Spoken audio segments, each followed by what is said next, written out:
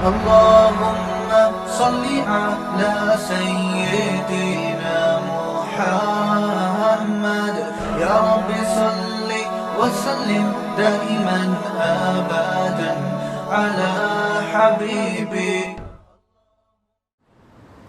دو انتہائیں ہیں. کچھ لوگ دینی لوگ اتنے کڑوے بن جاتے ہیں, مذہبی رہنما مبلغ اتنے کڑوے بن جاتے ہیں, اتنی سخت تقریریں کر رہے ہوتے ہیں کہ لبرل طبقہ, دین سے دور طبقہ ان سے دور بھاگ جاتا ہے. ہر وقت فتوے, وہ ایسا, وہ جہنمی, وہ یوں, وہ ایسا. اس سے جو لبرل طبقہ ہے نا, وہ مولویوں کے قریب آنے کے بجائے بھاگتا ہے کہ بھائی یہ کچھ بھی کر سکتے ہیں, کسی وقت ان سے بچ کے رہو, کوئی بھی فتویٰ لگا سکتے ہیں. اور کچھ اتنے میٹھے بن جاتے ہیں کہ وہ شریعت کی باؤنڈری کو کراس کرنا شروع کر دیتے ہیں. میرے بارے میں خوب اچھی طرح سمجھ لو, میرا سما ٹیلی ویژن پہ جو انٹرویو آیا نا, اس کو بہت سے لوگوں نے کہا ہاں ہاں ہو ہنس ہنس کے باتیں کر رہا ہوں. میرے سامنے بڑی بڑی مونچھوں والا آدمی بیٹھا ہوا تھا, مجھے نہیں پتا تھا کیمرے کے پیچھے کس حلیے میں کون ہے. ورنہ میرا معمول یہ ہے کہ ٹیلی ویژن کی اسکرین پر مجھے یاد نہیں پڑتا آج تک میں کسی خاتون کے ساتھ جس کے سر پہ چادر نہ ہو یا ویسے ہی بیٹھی ہوئی ہو, میں اس کے آگے بہت دفعہ موقع ملا ہے مجھے, بہت دفعہ ٹی وی چینل پہ بلایا گیا. میں نے کہا بھائی میں لڑکی کے ساتھ, ہاں تھوڑا تمیز والا ڈریس ہو, پراپر ڈریس ہو, اس میں گنجائش نکالی جا سکتی ہے. لیکن میں نے کہا میں نہیں بیٹھ, یا تو ایجڈ خاتون ہو, کوئی بڑی عمر کی خاتون ہو, بڑی عمر کی خاتون ہو, یا اگر کوئی ینگ ہے بھی تو اس کا ڈریس پراپر ہونا چاہیے. لیکن میں نے اس پر بھی عمل نہیں کیا. اور بعض دفعہ اسٹوڈیو پہنچنے کے بعد میں نے یہ کام کیا. اسٹوڈیو پہنچ گیا, پتہ چلا جی پروگرام میں ایک لڑکی بیٹھی ہوئی ہے. میں نے کہا بھائی میں اگر اس لڑکی کے ساتھ پروگرام کروں گا, میرے بیانات پردے پر ہیں, میسج کیا دنیا کو جائے گا؟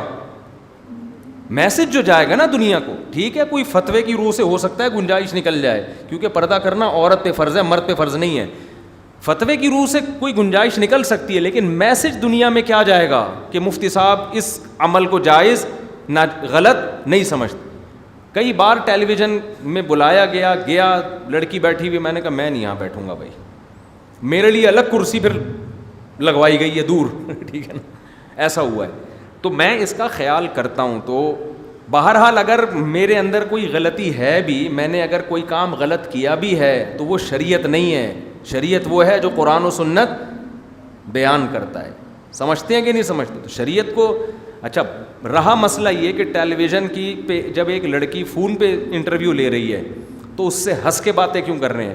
تو یاد رکھو جب کوئی فون پہ آپ سے بات کر رہا ہے تو ہنسنے کی بات پہ ہنس کے ہی باتیں کرے گا نا, اور کیا کرے گا؟ میں کوئی سامنے بیٹھ کے ہیلو ہائے تھوڑی کر رہا ہوں, بے تکلف تھوڑی ہو رہا ہوں.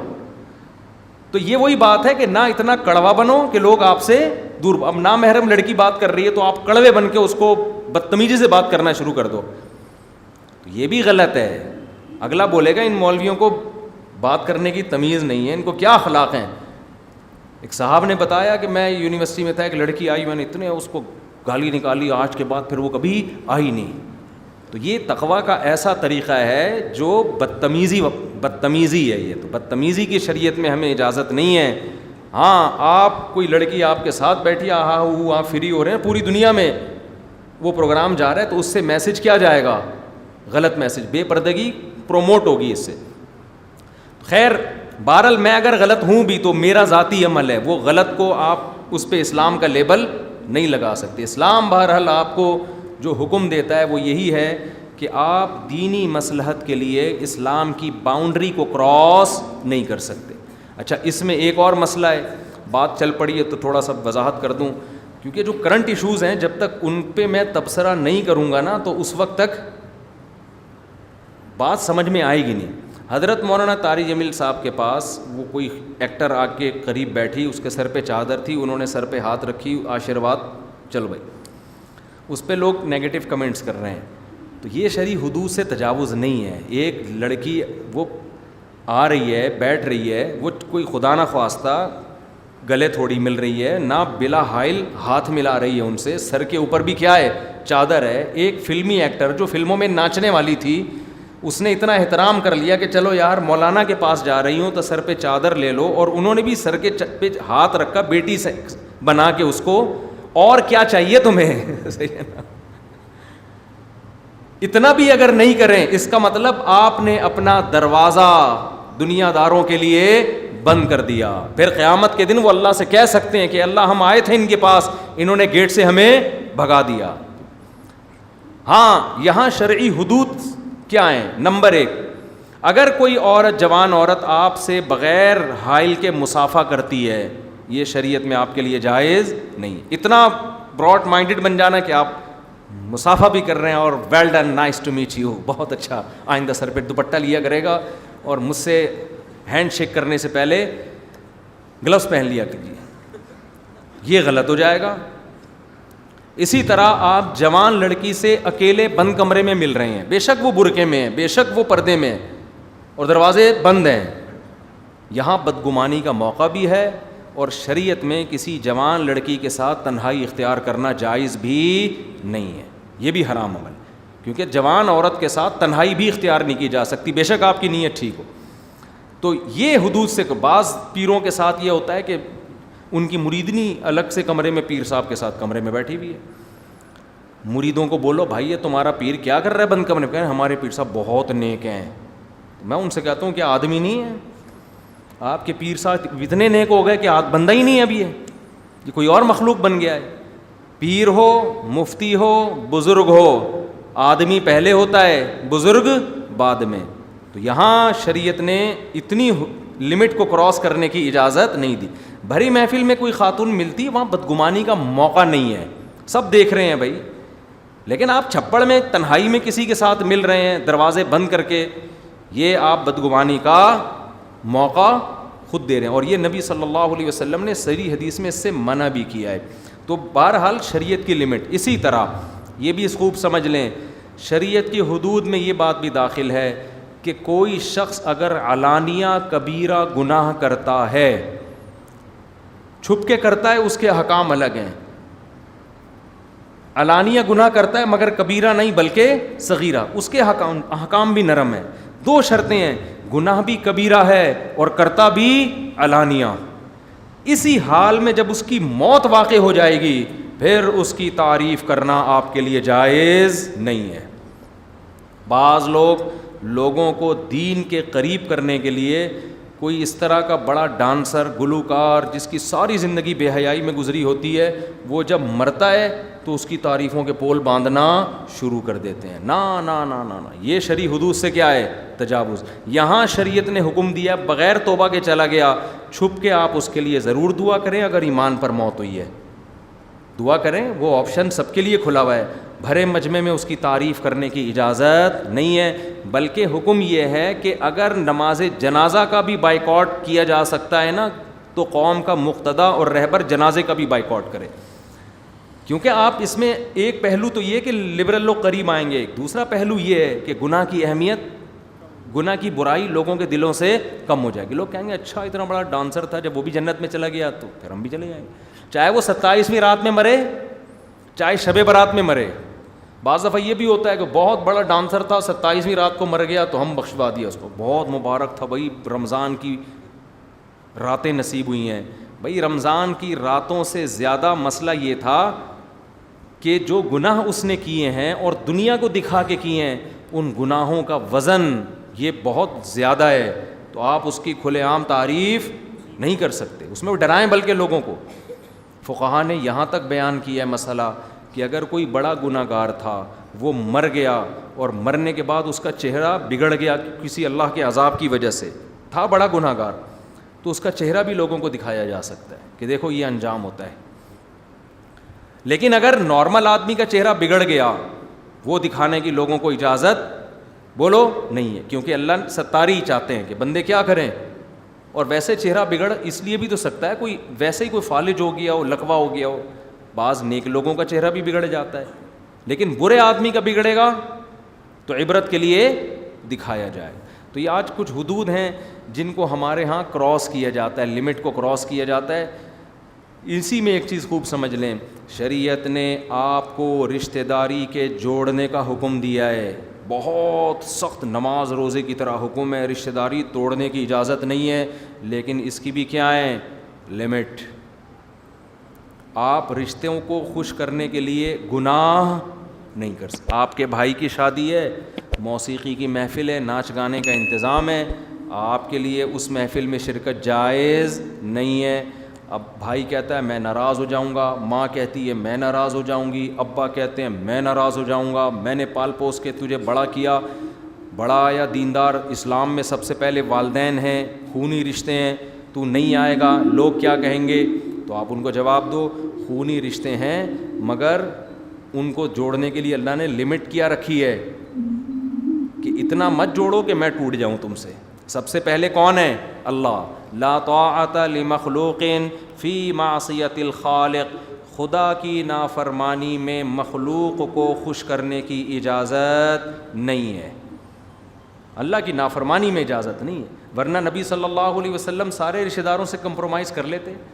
آپ تو رشتہ داری جوڑتے جوڑتے آخری حد تک گئے ہیں, لیکن رشتہ داروں نے نہیں مان کے دیا, پھر آپ کی تلوار رشتہ داروں کے خلاف چلی ہے, سب سے پہلی تلوار ہی ان کے خلاف اٹھی ہے. تو اس لیے لمٹ ہے.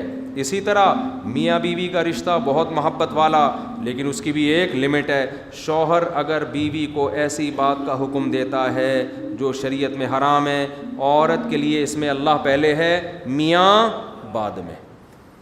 اسی طرح بیوی شوہر کو اگر کوئی ایسی بات کہتی ہے جو شریعت میں حرام ہے تو یہاں بھی اللہ پہلے ہے, بیگم بولو نا بعد میں. یہی مسئلہ اولاد کا ہے, تو وہاں اپنے آپ کو بول دو بھائی it isn't possible for me. English میں بیوی کو سمجھاؤ گے زیادہ اچھی طرح سمجھ میں آئے گا. سمجھ رہے ہو؟ اردو میں سمجھاؤ گے پینڈو آدمی پتہ نہیں کہاں سے اٹھ کے آ گیا, بے وقوف مولویوں کے ساتھ بیٹھا. انگلش میں بولو بیگم it isn't possible for, I can not do this, that's all. اس کے بعد وہ کہے گی پڑھا لکھا آدمی ہے, ٹھیک ہے نا. تو خیر وہ جس طرح سمجھانا ہے وہ آپ کا ہیڈک ہے, لیکن حرام کی اجازت نہیں. اسی طرح یاد رکھو آپ کے رشتہ دار کوئی حرام کماتے ہیں اور ان کی آمدن میں غالب بھی حرام ہے, اگر مکس کما رہے ہیں تو ہم یہی فرض کریں گے ہمیں حلال سے کھلا رہے ہیں, پھر شریعت نے پیچیدگی کا حکم, زیادہ تحقیق کی اجازت نہیں. غالب حرام کما رہے ہیں تو پھر آپ کے لیے ان کے ہاں سے کھانا پینا جائز نہیں ہے. صرف بیوی اپنے شوہر کی آمدن کھا سکتی ہے, لڑکیاں اپنے باپ کی آمدن کھا سکتی ہیں, نابالغ لڑکا بھی اپنے باپ کی آمدن کھا سکتا ہے کیونکہ ان کے پاس اور کوئی ذریعہ نہیں. لڑکا بالغ ہو جائے تو وہ اپنے باپ کی بھی حرام آمدن نہیں کھا سکتا. سودی بینک میں جاب کرنا, انشورنس کمپنی میں جاب کرنا, البتہ سودی بینک میں بعض شعبے ایسے ہیں کہ ان میں جاب حرام نہیں ہے کیونکہ ان میں سود میں کسی طرح سے انسان انوالو نہیں ہوتا. اسٹیٹ بینک میں بہت سارے شعبے ایسے ہیں جن میں کسی بھی طرح سے سود میں انوالومنٹ نہیں ہوتی. تو سود لکھنے والا, سود پہ گواہ بننے والا, دینے والا, لینے والا, 4 طرح کے لوگوں پر اللہ نے لعنت کی, اللہ کے نبی صلی اللہ علیہ وسلم نے. تو اس لیے خیر, تو اگر کوئی انشورنس کمپنی میں بیمہ پالیسی میں جاب کر رہا ہے, تنخواہ وہاں سے آتی ہے, یا بینک میں لون رکھ کے سود لے رہا ہے, قومی بچت سے پیسے کما کے اسی پہ گھر چلا رہا ہے, تو اس کی آمدن میں بھی آپ کے لیے کھانا پینا جائز نہیں. سمجھتے ہو؟ ایک صورت میں جائز ہے, آپ اس کو بول دیں, وہ آپ کو دعوت دے رہا ہے کہ بھائی میں اس شرط پہ کھاؤں گا کہ میں اتنے پیسے صدقہ کروں گا فی سبیل اللہ تاکہ یہ میرے لیے حلال ہو جائے. یہ اس کو بتا بھی دیں, بتائے بغیر بھی کریں گے پیسے تو چیز تو حلال ہو جائے گی, لیکن اگلا تو یہی سمجھے گا نا کہ یہ گناہ میں میرے ساتھ شرکت کر رہا ہے. ممبر پہ بیٹھ کے کہتے ہیں حرام ہے اور جب کھانے کا موقع آتا ہے پھوڑ پھاڑ کے چلے جاتے ہیں. بعض مولاناؤں کو ہم نے دیکھا ہے, ان کے مریدوں میں سودی بینک میں جاب کرنے والے لوگ ہوتے ہیں, لا کے ان کو تحفے دے رہے ہیں, بڑے آرام سے ٹھنڈے پیٹوں رکھ رہے ہیں, پھر ممبر پہ کہہ رہے ہیں کہ یہ سود میں کمانا کیا ہے, حرام ہے. تو لوگ بدگمان ہوتے ہیں, یار ادھر حرام ہے, جب آپ کا مرید آپ کو بکرے کھلا رہا ہوتا ہے تو اس وقت حرام نہیں ہے. تو یہ بدگمان, دینداروں سے لوگ بدگمان ہوتے ہیں. بعض داڑھیوں والے بھی یہ کام کر رہے ہوتے ہیں. حرام ہے تو بھائی سب کے لیے حرام ہے. سمجھتے ہو کہ نہیں سمجھتے؟ ہاں, ایک صورت میں کہ اتنی رقم پہلے سے صدقہ کرنے کی نیت کر لیں, کیونکہ یہ کھانا صدقہ کرنا واجب تھا, تو کھانا یا اس کی قیمت, تو قیمت صدقہ کرنا ضروری نہیں ہے, فوراً بعد میں کر دیں. نیت کر لیں میں اتنے پیسے صدقہ کروں گا, لیکن اس نیت پر اس کو مطلع بولو کر دیں, اس کو بتا دیں. لیکن ویسے تھوڑی ہمت کیا کرو, اس میں شرما شرمی میں نہیں جایا کرو کہ میں بولوں گا تو ایکچولی اس کا دل ٹوٹ جائے گا. دل جوڑنا جہاں تک شریعت نے اجازت دی ہے جوڑیں گے, جہاں اللہ نے اجازت نہیں دی وہاں دل 100 مار ٹوٹے. آئی بات سمجھ میں؟ کوئی مسئلہ نہیں ہے. پہلے کون ہے؟ اللہ. ابراہیم علیہ السلام کی قوم بت پرستی کیوں نہیں چھوڑ رہی تھی؟ اس لیے کہ جو چھوڑتا تھا دوسروں کا دل ٹوٹ جاتا تھا کہ ہمارے باپ دادا کے دین کو چھوڑ دیا. تو دل جوڑنے کے چکر میں وہ کسی کا دل نہیں ٹوٹے. یہ جو آج کل ڈائلاگ بڑا سنا ہوا ہے, اصل اسلام تو یہ کسی کا دل نہ توڑو. بھائی دل جوڑیں گے یقیناً. اللہ کے حکم کو پورا کرنے کے لیے ٹوٹتا ہے. 25,000 دفعہ ٹوٹے. لڑکیاں فون کر کے پوچھتی تھیں مجھ سے کہ وہ لڑکے جو ہے نا ایک سے سیٹنگ چل رہی تھی, اب میں چاہ رہی ہوں جان چھڑانا, لیکن اس کا دل نہ ٹوٹ جائے کہیں, وہ خودکشی کی دھمکیاں دے رہا ہے. میں نے بولا اس کو بولو مر جا کھمبے سے چپک کے, صحیح ہے نا, آپ کو کوئی گناہ نہیں ملے گا. ٹوٹنے دو اس کو. 2 سال سے لٹکایا ہوا ہے, کم وقت نے شادی کر نہیں رہا, چکر بازیوں پہ لٹکایا ہوا ہے. تو ایسے آدمی کو کھمبے سے چپک کے مرنا چاہیے. اور میں نے کہا اتنا نیک ہوتا نہیں ہے یہ. نیک سے مراد جس کو عرف میں نیک سمجھ, اس نے 25 کو پھنسایا ہوا ہوگا, 25 سے یہی باتیں کر رہا ہوگا بیٹھ کے. بہرحال دل ٹوٹتا بھی ہے تو 100 دفعہ ٹوٹے, سمجھتے ہو.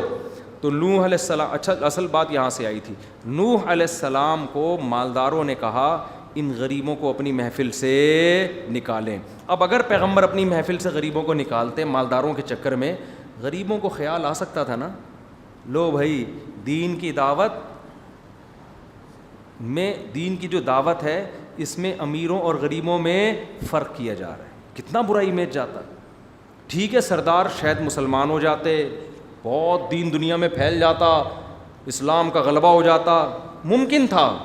نا نا نا نا, لیکن ہم اس کے مکلف نہیں ہیں کہ اسلام کو دنیا میں غالب کرنے کے لیے اللہ کی حدود توڑیں. جتنا اسلام کا مکلف اللہ نے ہمیں بنایا اتنا ہے, اس سے زیادہ ہم آگے جانے کی کوشش نہیں کریں گے. یہ جو آج کل لبرل قسم کے مولانا پیدا ہو رہے ہیں نا, جو انگریزوں کو دین کے قریب کرنے کے لیے ہر چیز کو حلال کرتے چلے جا رہے ہیں, یہ بھی جائز ہے یہ بھی جائز ہے, تاکہ لبرل طبقہ, بعض لوگوں نے داڑیاں کٹانے کو بھی جائز کہہ دیا.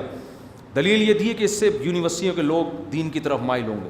بھائی مائل ہوں نہ ہوں, داڑھی اگر اسلام میں ہے 1400 سال پہلے بھی تھی, آج بھی ہے اور کل بھی رہے گی. نہیں آنا ہے نہیں آئے, کسی کو خوش کرنے کے لیے مسئلہ تھوڑی تبدیل کیا جا سکتا ہے.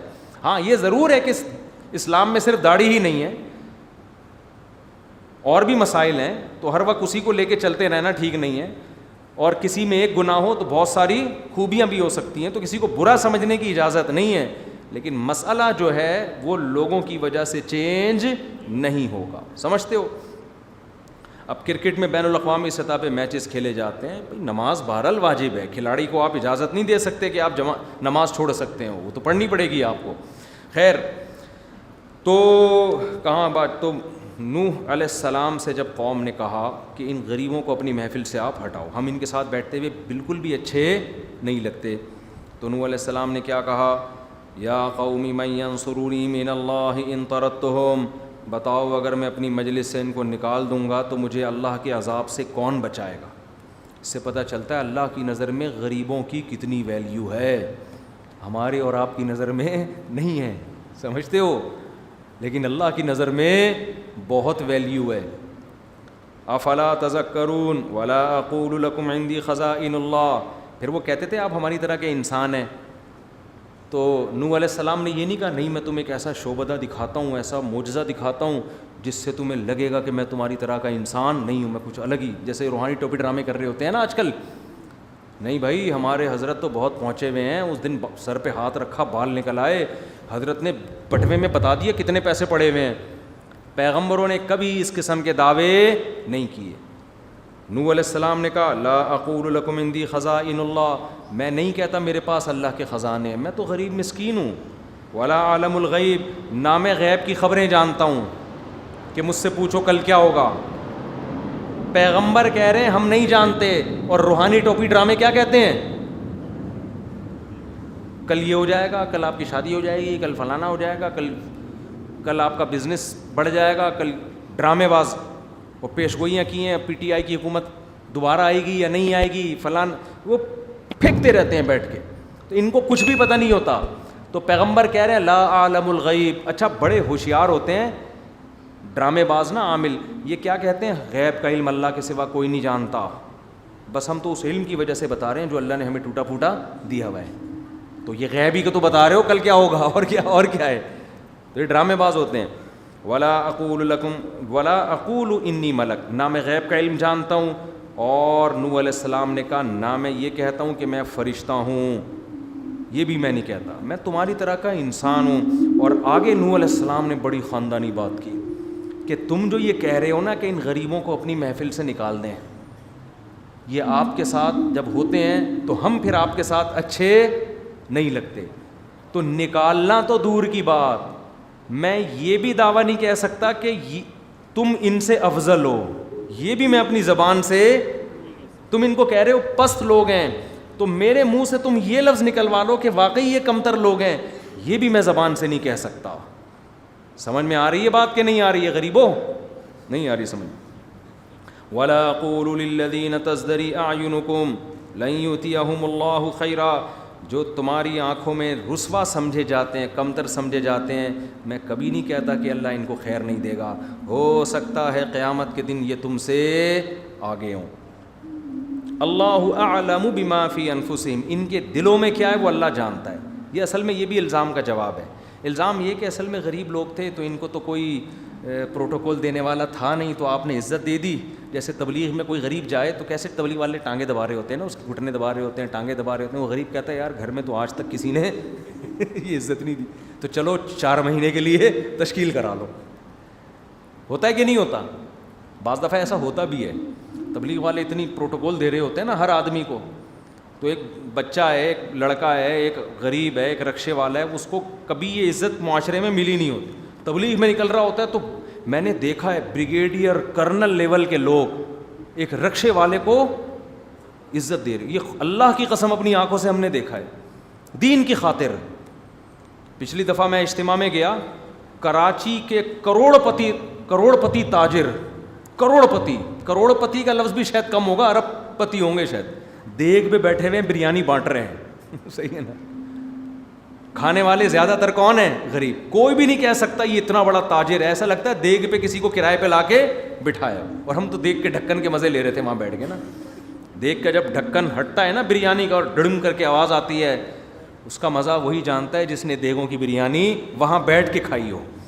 خیر، تو میں سمجھا، میں نے کہا یہ پتہ نہیں کوئی بندہ پکوان سینٹر سے بلوایا ہوگا انہوں نے، وہ خود ہی پکا رہا ہے، وہ خود ہی اجتماع میں کھلا رہا ہے لوگوں، صرف اکرام کے لیے کہ لوگ دین پہ آ جائیں۔ تو یہ ہم نے تبلیغی جماعت میں دیکھا ہے، بریگیڈیئر کرنل لیول کے لوگ وہ رکشے ٹیکسی والوں کے پاؤں دبا رہے ہوتے ہیں، ان کو عزت دے رہے ہوتے ہیں، پروٹوکول دے رہے ہوتے ہیں کہ اللہ کے راستے میں وقت لگ، ان کی نظر میں کوئی فرق نہیں ہوتا کہ رکشے والے کو دین پر لے کر آئیں، ورنہ جو تکبر والا آدمی وہ کہتا ہے ان کو چھوڑو یار، ان کو کیا تبلیغ ہے، 2-4 دین پر آ گئے تو اس سے کیا ہوگا، محنت کرنی ہے تو اونچے لیول پہ بھی الگ سے محنت کرنی چاہیے، اس کی شریعت میں انکار نہیں، بلکہ اس کا بھی الگ سے ثبوت ملتا ہے ہمیں، نبی نے محنت کی الگ سے بھی۔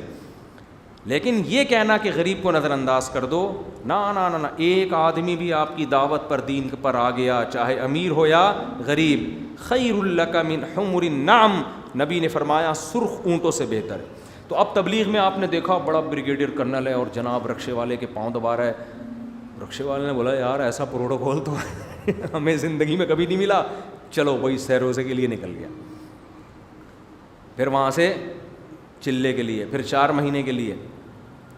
اب کوئی شخص یہ طعنہ دے سکتا ہے کہ ابے بھائی اس کو تو ویسے بھی کہیں عزت مل نہیں رہی تھی، یہاں جب اس نے دیکھا کہ اتنے اونچے لیول کے لوگ پروٹوکول دے رہے ہیں تو یہ اس چکر میں دین پہ آیا ہے، ورنہ اس پہ دین پہ آنے کا کوئی پروگرام نہیں تھا، تو یہ طعنہ دیا جا سکتا ہے نا۔ کیا ہو گیا؟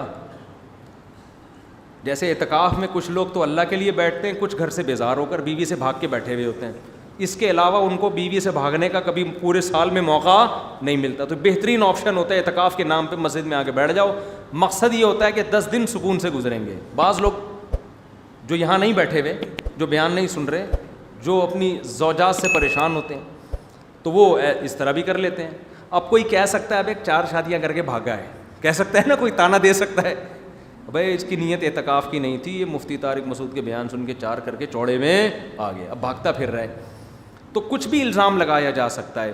تو نوح علیہ السلام پر بھی یہ الزام لگایا گیا کہ ان غریبوں کو پروٹوکول دینے والا کوئی تھا نہیں، تو ان کو یہاں تھوڑی راحت محسوس ہوئی ہے تو اس چکر میں آپ کے پاس آ گئے، اس کا مطلب یہ نہیں ہے کہ یہ حق کے متلاشی ہیں۔ تو نوح علیہ السلام نے اس کا جواب دیا اللہ اعلم بما فی انفسہم، کیا زبردست کلام ہے. ان کے دلوں کی حالت اللہ خوب جانتا ہے، میں دلوں میں جھانک کے دیکھنے والا نہیں ہوں. اس الزام کا دروازہ ہمیشہ کے لیے بولو بند کر دیا. یہ جو ہم نیگیٹو باتیں کر رہے ہوتے ہیں نا، یہ اسلام دشمنوں کا کردار رہا ہے. پیغمبروں کا کردار کیا ہے؟ ظاہر کو دیکھنا. غریب آ رہا ہے، بیٹھ رہا ہے، دین پہ چل رہا ہے، اس پہ یہ الزام لگانا کہ پیسوں کے چکر میں آیا ہے، عزت حاصل کرنے کے چکر میں آیا ہے. یہ الزام کیا ہے؟ غلط. آپ کو شریعت میں اس کی اجازت نہیں. اس لیے کوئی 4 شادیوں والے اعتکاف میں بیٹھ جائے، یہ کبھی نہ بولا کرو گھر سے بھاگ کے آئے. ہو سکتا ہے اخلاص میں بیٹھا ہوا ہو، دین کے لیے بیٹھا ہوا ہو، تو خام خامے منفی باتیں نہ کیا کرو.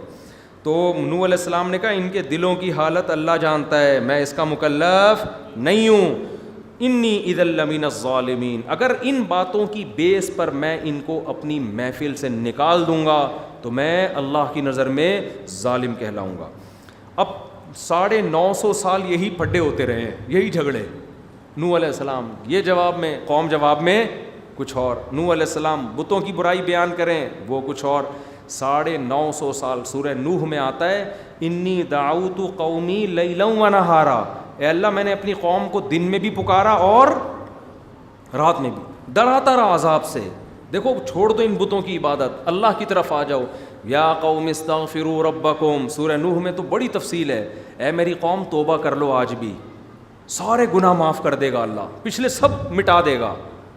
اتنی طریقوں سے سمجھایا. پھر یہ کہا کہ اگر تم دین پر چلو گے دنیا کے دروازے بھی کھول دے گا اللہ. یرسل السماء علیکم مدرارا، آسمان سے موسلا دھار بارشیں برسائے گا. ویمددکم باموال وبنین، کثرت سے تمہیں بیٹے دے گا، تمہاری معیشت میں ترقی ہوگی، مال و دولت کے ڈھیر لگا دے گا. باموال وبنین ویجعل لکم جنات، باغات پیدا کرے گا، نہریں جاری کرے گا، معاشی ترقی ہوگی، سب کچھ. ما لکم لا ترجون للہ وقارا وقد خلقکم اطوارا، میں اس خدا کی طرف تمہیں بلا رہا ہوں جس نے تمہیں ماں کے پیٹ میں منی کے قطرے سے بنایا، مختلف مرحلوں سے گزار کے. اس خدا کی دعوت دے رہا ہوں، کتنا قریب ہے. تو تمہیں کیا ہو گیا؟ تمہاری سمجھ میں نہیں آ رہا. ہر طرح سے جب سمجھا دیا ہے نا، تو قوم جواب میں کیا کہتی ہے؟ یہ 950 سال کے بعد قوم کہہ رہی ہے یا نوح قد جادلتنا، اے نوح تو نے ہم سے بڑا جھگڑا کیا ہے. فاکثرت جدالنا، اور یہ جھگڑا بہت بڑھ گیا ہے. اب تیری اور ہماری بحث تھوڑے دنوں کی نہیں ہے، یہ بہت طویل ہو گئی ہے. اب تو کیا کر، فأتنا بما تعیدنا ان کنت من الصادقین. ہمارے باپ دادا سنتے آ رہے ہیں عذاب آئے گا، عذاب آئے گا، تو اب تو اس عذاب کو ہماری آنکھوں کے سامنے لے آ. اب بحث چھوڑ دے، اب کیا کر، بس اب عذاب لے آ، تاکہ یہ قصہ ہمیشہ کے لیے ختم ہو جائے. تو نوح علیہ السلام نے کیا کہا؟ انما یاتیکم بہ اللہ، دیکھو اللہ عذاب لائے گا ان شاء، اگر وہ اللہ خود چاہے گا. وما انتم بمعجزین، لیکن جب وہ لے کر آ گیا نا تو تم اس کو عذاب میں ہرا نہیں سکتے. عذاب آئے گا نہیں آئے گا مجھے نہیں پتا، لیکن اگر وہ چاہے گا تو آئے گا، اور اگر آ گیا تو تم اس کو عذاب میں ہرا نہیں سکتے. ولا ینفعکم نصحی، میں نے تمہاری خیر خواہی چاہی تھی، آخرت کی بھلائی بھی اور دنیا کی بھی، لیکن میری نصیحت نے تمہیں فائدہ نہیں پہنچایا. تم یہی سمجھتے رہے کہ میرا ذاتی مفاد ہے اس میں. آج بہت سے